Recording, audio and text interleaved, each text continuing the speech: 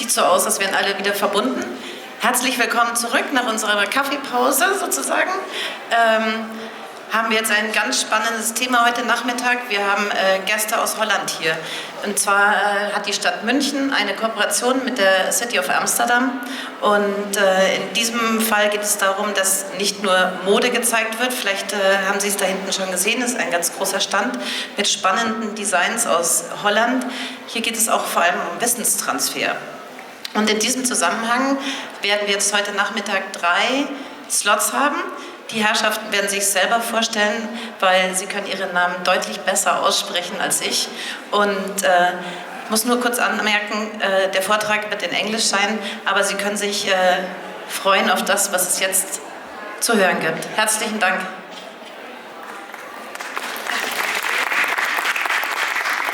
Thank you all for coming to this State of Fashion Whataboutery hosted here at GREENSTYLE. Thank you all for coming. And we're gonna talk about imagination today. And I would like to start with showing how you can contribute to our conversation. Click.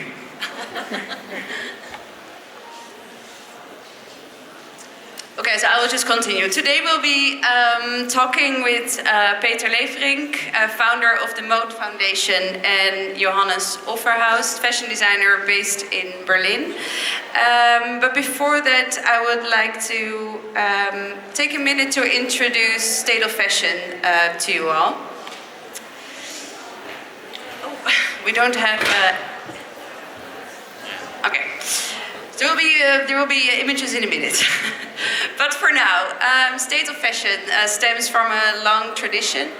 It builds on the Arnhem Modebiennale, which was a series of exhibitions and events from 2005 till 2013, and builds on the established profile of Arnhem, the city of Arnhem, and its province Gelderland, as a Dutch focal point of fashion. And this joint effort of the Arnhem Modebiennale, Artes Institute for the Arts, and Next Fashion have resulted in an international network and reputation of fashion and research. And State of Fashion is the follow-up of the Arnhem Modebiennale, and is an international platform in which we literally investigate the state of fashion, and we address current topics that must be of the agendas of all designers, NGOs, companies, researchers, but actually everybody involved. And we have a platform that serves as a safe space for dangerous ideas, how we call it. We want to inspire, but also unleash discussions, and provide a stage for the disruptors and change makers in fashion. And together we want to focus on the power of collaboration to create a more resilient, but also more sustainable and inclusive industry. And our first edition was in Arnhem. It would have been nice if I could show you all the images of our exhibition, but and then quickly shift to my partners here so we can start the conversation.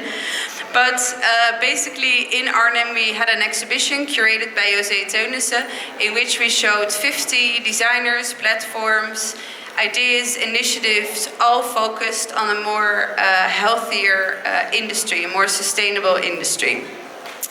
And well, we have been traveling with our platform, and that's why we're also here. And in Arnhem, we started with the whatabouteries, and on the whatabouteries, we start discussions to talk about the issues that come with creating a more sustainable industry.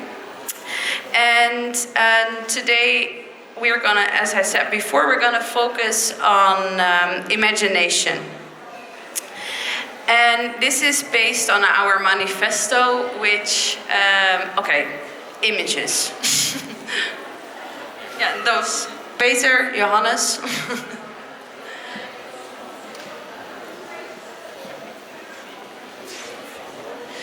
So these are just some impressions of the exhibition in Arnhem. And since then, we've been to Berlin. We had a pop-up exhibition during Bread and Butter.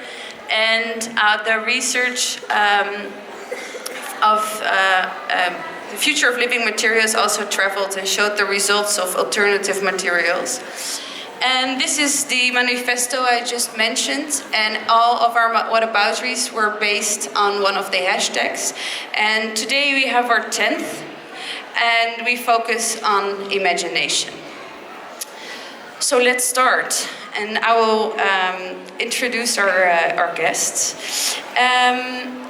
So, Peter, together with your partner Iris Ruijs, you worked together with talented fashion designers, developers and entrepreneurs to create durable, responsible enterprises, products and movements. And to quote, "We believe in sustainable innovation, healthy businesses from start to eternity. And talent development and education are key for future generation." Can you elaborate a bit more on why you felt the need to start the Mode Foundation and why there was a need for this? Yeah, I can, I think, I hope. Within the Netherlands, there's a pretty strong fashion environment, also from an educational point of view. Sustainability has been a topic that has very long sort of left behind.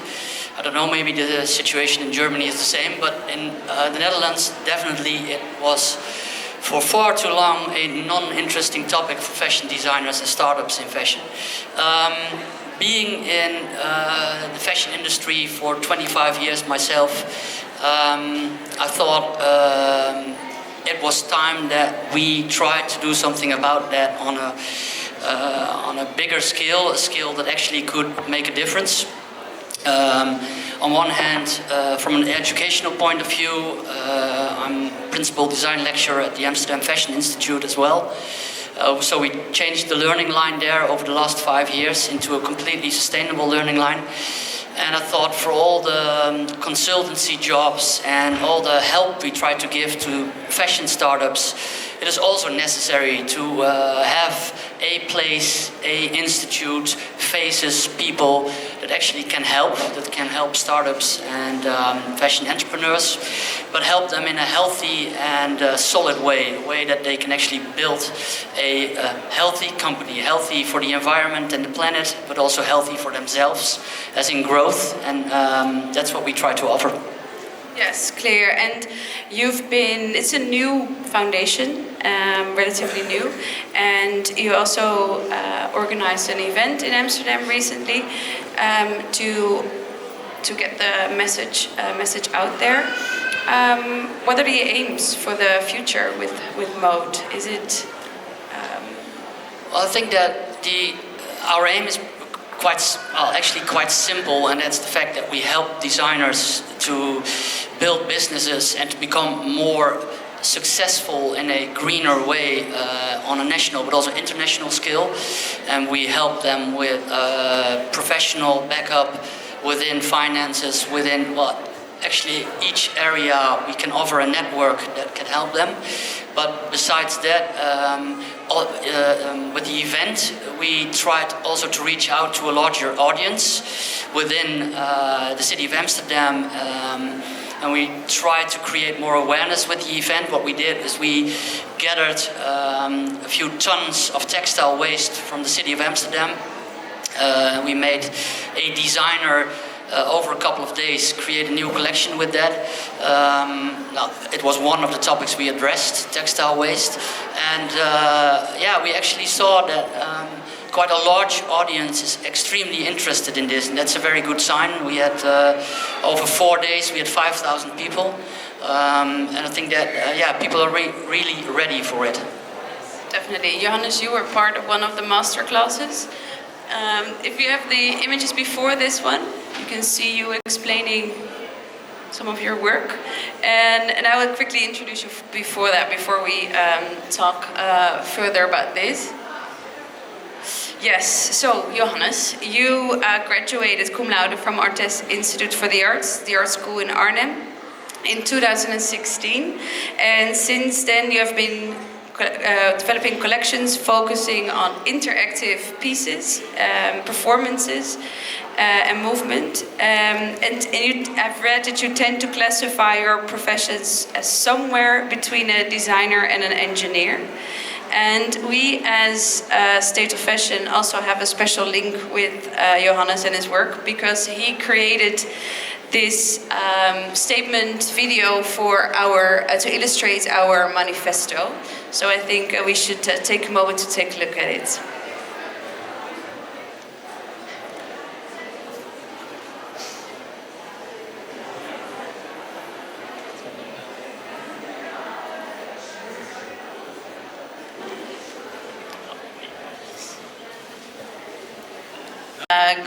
Share some more about how do you work and how does it qualify being somewhere between an engineer and a designer, because you make all these, it's an installation but it's also fashion. So can you explain more about that, your dual? Of course I can. That's what I'm here for. So I graduated with a collection which was built on the idea of levitating skirts and dresses in the air by using a gravitational force. By spinning things around the body, dresses would start floating in the air. And this is actually where I started combining engineering and fashion together. And I found out that the core of my work is the relationship between machine and the woman or the man. And this is what I'm trying to hit every time I make something. And my last work in Amsterdam was not so much more. Was not a collection actually anymore. It was more fashion integrated in an installation where you as a spectator could walk through and experience something. And I found out that this is something that I find really interesting. That that fashion doesn't necessarily have to be a sellable item anymore. The buying of the item is the, how do you say, satisfactory part of the fashion industry for you as a consumer. But the show itself, for me, should become the sellable part or the focus point. So what I try to do in my work is create shows where fashion become part of installations with moving structures, where fabric, physics and math come together. Yes, that's basically what I do. Yeah, and the focus shifts from creating more products to giving the spectator an experience, right? So yeah, so I decided for myself after 1 year. So I won with my skirts. I won a nice couture prize. I got some money. I saw it all in front of me. I got a PR office and everything. And I thought, now I'm going to start my career. And I actually found out that there is really, for me as a fashion designer, I mean, I'm a good fashion designer, I think. For me, I'm like a very useless in this world. You know, there is enough fashion being created. So I think creating another product, whatever product it is, even if it's a sustainable product, I think it's totally unnecessary. It's even more sustainable to not even create the product you're going to sell. So what I think is interesting is to sell something which is not actually a product, which doesn't need any production, even not sustainable production. So I think for me the future in fashion is really going to be selling or earning money with making an experience and using fashion and everything that is beautiful about fashion in a more theatrical way. Yeah, and I think because we've invited Peter and Johannes here for this discussion because you both have different views on the, not different views, but different perspectives from different perspectives on the subject. As you quickly explained already, you're also the head of fashion design at Amfi, design course in Amsterdam, and you as a designer working in the industry. I wanted to talk about the importance of the education. So in the beginning, whether you only have the ambition to be a designer or you've been whatever background you have, you go to art school or a different fashion course and you get formed into these different molds that each course represents. So I wanted to talk to you about what do you think that needs to change in the fashion education to create an industry that changed. It's going to be different because obviously we are now facing a lot of destruction as the industry is now the second polluting in the world, the fashion industry. So how can we change it from the start, the education? Yeah, that's a good question. Well, actually, Johannes and I are very much on the same slate with thinking that more fashion products are not sustainable. That is a fact. So creating more is not a good thing. So I'm in this school and we try to teach students that have a big dream when they come in. They want to be a fashion designer, and mostly they come in with a, let's say, old version or old-fashioned even idea of what fashion Store is. designer. Yeah, and that they dream about catwalks and fame and becoming the next art director for Louis Vuitton or something like that. Well, you don't need a fashion school for that, we now know. So what we try to do is from year one teach them how important sustainability is, but also how meaningful their contribution could be if they're able to translate their vision on clothing behavior, and the creation of clothing in a new and different way. And throughout the course, we put more emphasis on that matter. And when they hit graduation, they encounter my classes. And my first question would be, I do not hope you are here to create another collection, because then you're at the wrong place. So the idea is that they come with new ideas and that they come with different ideas. And of course, knowing that a lot come in with this dream of becoming a catwalk designer, we're not there yet. But I'm already very happy that we could say that we have at least around 20-25% of students graduating within the fashion and design department that really strive for a different fashion world and a different meaning to the word fashion, and a different meaning for what clothing is and how we experience clothing, a bit what Johannes was referring to too.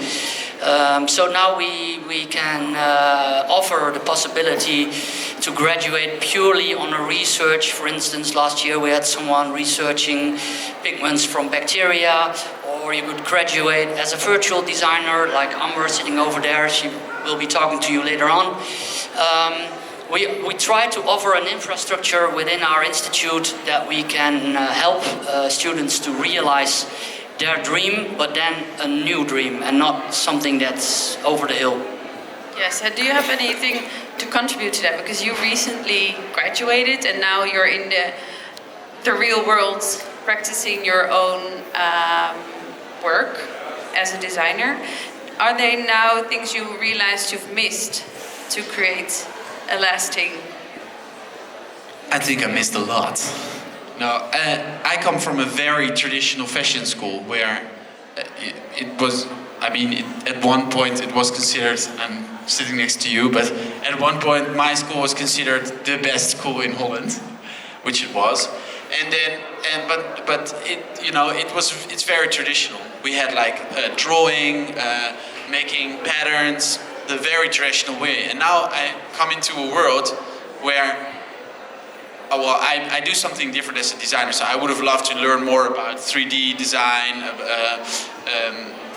you know, stuff like that, and more about how to run a business or how to run a business in the current fashion environment, more about sustainability, which I never got. So in that sense, I really agree with Peter that has to come in to the core of the fashion industry. And also, I mean, fashion designers, like Peter said, like, you don't need to have a fashion degree to become a very good fashion designer. And I think you don't have to become a fashion designer when you went to when you have a fashion degree. I mean, you design art, the lines between all of those different boxes, like graphic design, interactive design, fashion design, all those borders are fading away. And I think I would imagine a school where you could study in a much more fluent way, where you can do a bit of this and a bit of that and not be a traditional fashion designer anymore. Because I notice now that I can use 20% of what I learned in the niche that I'm in, and I would have loved actually to experience more other so courses. More a creative playground, to use those years to develop. Yeah, and skills. I think that would produce much more usable designers, because you have tons and tons of fashion students graduating each year in, like, you know, hundreds of schools all over Europe, and there's just like 0.1% that actually 0.01% that actually ends up with in a place where everybody dreams of coming before, and the rest goes and works in a pizzeria. Like that happened to a lot of my fellow students, and I think if you would create an environment where they would be more ready for a world where there is no need for all this fashion, you know, or not this kind of fashion, that there would be easier market for students. Well, yeah, in a way, I mean, it's quite funny that you just said it was the best school there was, and then everybody works in the pizzeria. But besides that, no, but I completely agree. I think that the fashion institutes should help students see that they need to become developers of new ideas, and the school should be indeed a playground for that. It should be an experimental hub where you try things, where failing is not an option, also a problem in fashion education, in education in general, of course. But hostile environment. Yeah, and I think that if you could change that into an arena where people could really play around with new ideas and try things, and if it's about virtual design and avatars, or it's about researching plants and how they could color, I think that's the way we need to go. Yeah, and I think as we're running out of time, I think we can recap what we've just discussed as, on the one hand, a playing field for developing skills in a non-hostile environment where you can, together with your peers, your generation, be the new voices for a more healthier industry, not only for the environment but also for the people around you, but also a limit on creating, on producing. So more. Well, not a limit on creating, but on creating producing physical products. Yeah. So no more physical products. Okay. Yeah. Yes. Then, as we only have a couple minutes, I want to open up the conversation to you guys. If you have any questions for Peter or Johannes, or in the subject in general, please voice your opinion. Is there anybody? Or, I mean, I don't know if there's any fashion students here, but how do you experience this in Munich? I mean, how do fashion schools, how are they organized? Do you feel like there's any change, or, you know? I'm just researching what I can do in the future. So I'm not sure where I'm gonna go, but we'll develop your skills. Yeah. Any other question? I think that will be the last one, because otherwise we're going to steal Amber's time. All right, so then I would leave it with this. We will stick around for a bit so you can ask us some more questions. You can find, if you want to know more about State of Fashion, you can find our online catalog. Oh, yeah. So just a question more, because I'm from IMD as well. I'm a professor for fashion and design management. So in future, will there be a study course fashion design?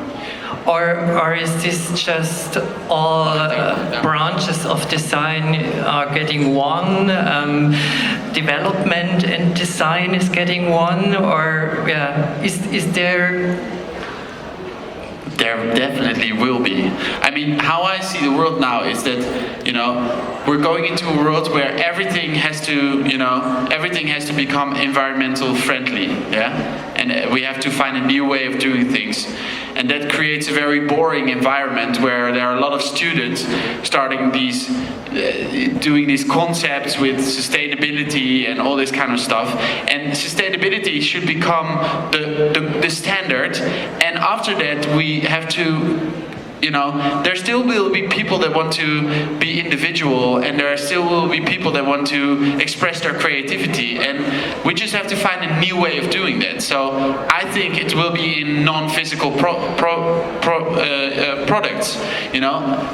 I'm not gonna, you know, if I would be a very sustainable fashion designer, I would, you know, stop doing everything right now. You know, if you are a sustainable human being, you kill yourself. But we're not going to do that. So we need to find a new way to still be happy and make the world more beautiful. And I think that will be in non-physical products. Yeah, you're more focused on the experience part of it. Yeah, but I think we definitely need it, you know, but as human beings. I also think there's probably a step in between, and I think that we can already witness students that either aim for a craft-driven course in which they still are very and highly interested in pattern making, etc. And also that, from a sustainable point of view, is very valuable, because if you create for life, like we once did, and on the other hand, we have students getting highly involved in technology, and probably those two will, well, at least in my opinion, be the future of fashion education. I think we should leave it at this.